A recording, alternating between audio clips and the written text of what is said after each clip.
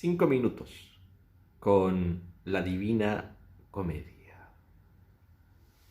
Soy el poeta Gonzalo Villar. Capítulo 5. El limbo. Primer círculo infernal. Canto cuarto. Dedicado con mucho cariño a mi amiga Fabiola Vergara. Habíamos quedado en que un relámpago, seguido de un trueno, marcaron el desmayo de Dante y su despertar al otro lado del Aqueronte, en el primer círculo del infierno. ¿Fue un acto milagroso que fracturó los cielos? ¿Fue acaso una experiencia cercana a la muerte? Me gusta pensar que Dante tuvo una experiencia cercana a la muerte, como la del soldado en la República de Platón, y que en su sopor tuvo imágenes de los libros leídos, revisó su vida y regresó a su existencia terrena, impulsado por Beatriz. Fue esa extensa visión onírica la que sirve de base a su comedia.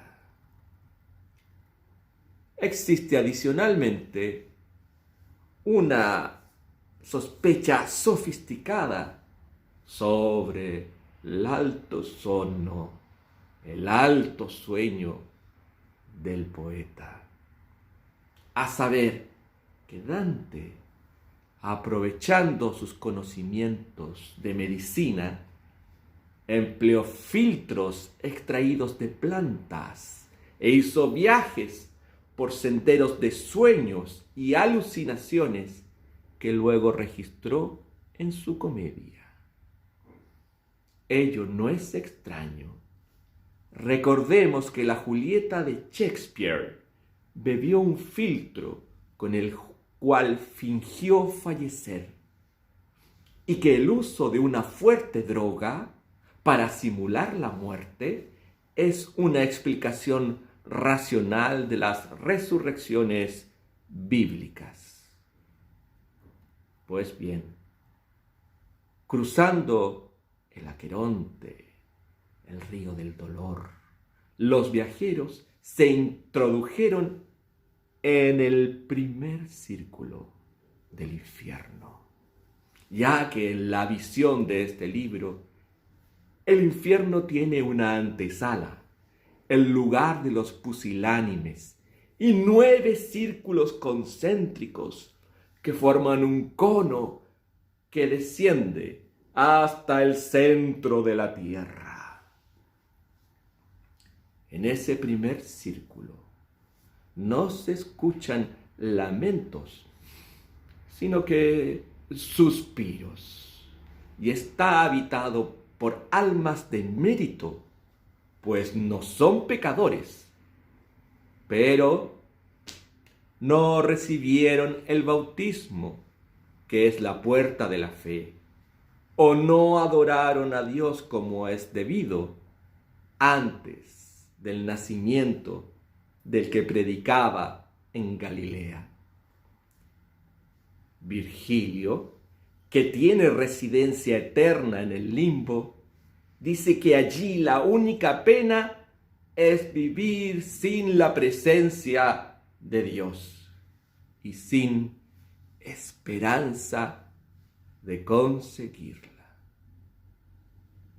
Profunda amargura sintió Dante al saber de ese destino y preguntó si alguien ha salido del limbo para gozar la buena aventuranza. Era un tema muy debatido en esa época, objeto de sesudos trabajos de Santo Tomás de Aquino.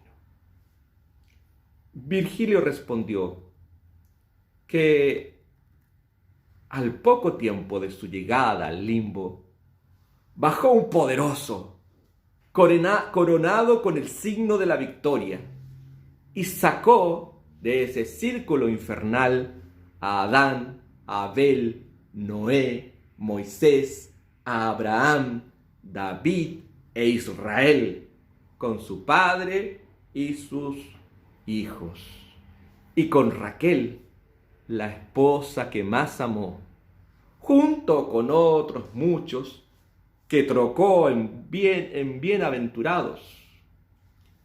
Añadió que antes de ese momento ningún humano se había salvado.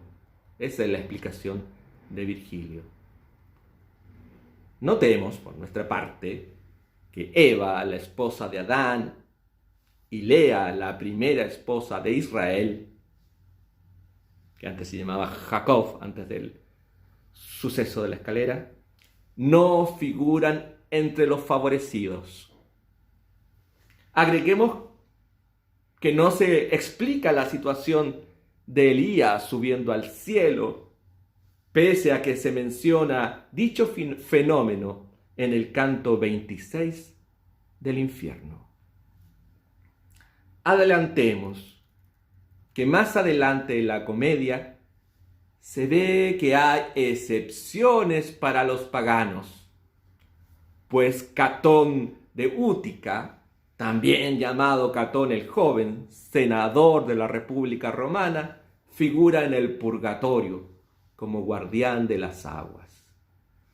En el paraíso se instala a Trajano, emperador de legendaria fidelidad a la justicia, y Rifeo, personaje de la Eneida con fama de ser el más justo de los troyanos. Regresando al relato, en su recorrido por el limbo, los viajeros encontraron 4 grandes sombras, todos poetas. Homero, adelantado del grupo y reconocido como príncipe soberano. Horacio, el satírico autor de Carpe Diem. Ovidio, el autor de las Metamorfosis sobre los mitos grecos latinos. Y Lucano, autor de Farsalia, sobre la guerra que puso fin a la República, quien se suicidó a los 26 años tras ser torturado por orden de Nerón. Aquí Virgilio expresa un terceto maravilloso. Dice así: pero a cada uno como a mí conviene el nombre que soñó en una sola voz. Me hacen honor con eso y hacen bien. Es la traducción de Jorge Aulicino. Está aquí la idea socrática del daimón, la voz profética interior, proveniente de un poder superior. En el siglo XX, Carl Gustav Jung propondrá para esa voz común un nuevo nombre: el inconsciente colectivo. Luego, Dante afirma considerarse uno más del grupo, el sexto entre tanto ingenio, afirma. Retomando el viaje y andando los 6 hacia la luz, hablaron de cosas que es bueno callar, pero que en ese lugar era bueno hablar, una alusión a doctrinas que se comparten solo entre iniciados. Caminando, llegaron a un noble castillo, 7 veces cercado de altas murallas, que algunos han interpretado como las 7 artes liberales, rodeado por un gracioso arroyuelo. El agua es símbolo mayor del inconsciente colectivo y de la sabiduría tradicional. Los 6 entraron al castillo cruzando 7 puertas, hasta llegar a un prado de hierba fresca. Encontraron allí a personajes de tranquila y severa mirada, con rostros de gran autoridad que hablaban poco y con voz suave. En ese lugar de privilegio, asociado a la idea del núcleo cultural de la humanidad no cristiana, Dante registra la presencia de numerosos espíritus, figuras míticas del mundo griego, como Electra, fundadora del linaje troyano, Héctor y Eneas, héroes de aquella ciudad sitiada, y Penticilea, reina de las Amazonas, asesinada por Aquiles. Aparecen figuras del mundo romano como Julio César, armado con sus ojos de gavilán, Lucio Junio Bruto, fundador de la República, y seres míticos de la ciudad como el rey Latino y su hija Lavinia, que se casó con Eneas. Dante hace especial mención a las mujeres romanas, víctimas del abuso patriarcal, pues destaca a Lucrecia, violada por el penúltimo rey de la Roma antigua, a Julia, cedida en matrimonio por su padre, Julio César, para sellar alianzas políticas, a Marcia, cedida por su marido Catón de Útica, a un amigo con la anuencia de su propio padre, y Cornelia, la madre de los Gracos, que rechazó casarse con el rey de Egipto para priorizar la crianza de sus hijos. Entre los pensadores griegos, el florentino encontró al maestro de los que son sabios, Aristóteles, junto a Sócrates, Platón e incluso Demócrito, que supone al mundo obra del acaso y que niega la espiritualidad inmaterial.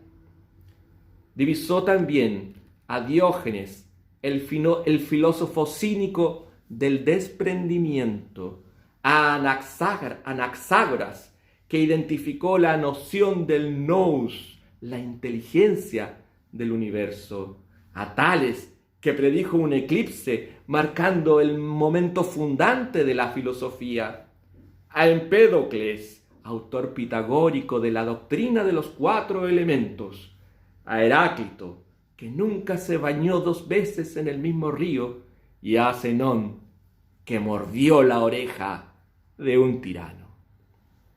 De los pensadores romanos destaca a Marco Tulio Cicerón y a Séneca, el moralista. Entre los intelectuales andaluces menciona a Averroes, el berebere, principal responsable de la recepción de la obra de Aristóteles en la Europa católica. Dante celebra el gran comentario de Averroes sobre la obra de Aristóteles. Entre los médicos paganos, colegas de Dante, el florentino recuerda a los griegos Hipócrito y Dioscórides, excelente observador de las cualidades de las plantas, nos dice el florentino. Otro indicio para la hipótesis del filtro. Divisa también entre los médicos al romano Galeno y al persa Avicena. Entre los musulmanes, además de Avicena y Averroes, menciona al sultán egipcio Saladino, que describe como solo y apartado de todos. Debemos anotar que Saladino era famoso por su inteligencia y extrema caballerosidad, al punto de hacer transportar nieve de las montañas que rodeaban Damasco para refrigerar la tienda de Ricardo Corazón de León, enfermo de fiebres. Como ya hemos dicho, el vate toscano consigna la presencia de personajes míticos en el limbo, quienes, unidos a Orfeo, que viajó al reino de los muertos, y a Lino, considerado el padre de la poesía, conforman una pléyade de seres imaginarios que nada tienen que hacer en el barrio de la muerte. Ello es significativo, pues denota que el listado es primordialmente una invitación a estudiar los personajes allí mencionados. Lo que hace Dante es promover el renacimiento de la cultura greco-latina y la incorporación de la sabiduría oriental. Justiniano había destruido la Academia de Atenas. Dante estaba trabajando en su recuperación. Terminada la visita al castillo, Virgilio y Dante dejaron atrás el limbo, que etimológicamente significa franja, y continuaron su marcha a un lugar en que no se divisa ninguna luz.